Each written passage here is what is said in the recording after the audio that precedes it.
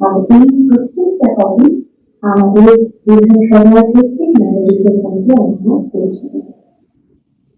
এটিতে আমরা বিগত 5 বছরে কি করেছি, এটিতে আমরা আগামী 5 বছর কি করতে পারি। কংগ্রেস দলের একজন প্রার্থী রাজারহাট গোপালকে 117 রাজারহাট গোপালকে বিধানসভা কেন্দ্র থেকে বিধানসভা আমাদের বিধানসভা এই বিধানসভার প্রত্যেকটি মানুষ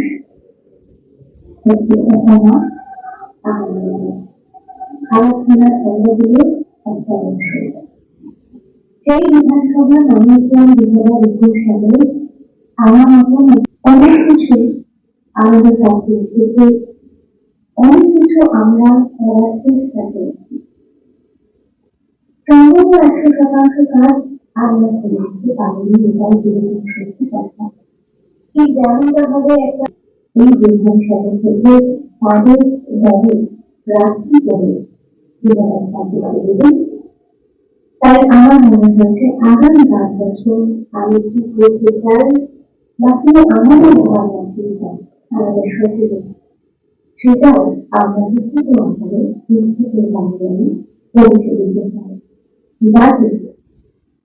তাদের সকলের কাছে আমরা 5 বছরে বিগত 5 বছরে কি করেছি আর আগামী 5 বছরে কি করতে চাই তার একটি স্পষ্ট ধারণা সকলের কাছে এটাই আমাদের আজকের মূল বিষয়।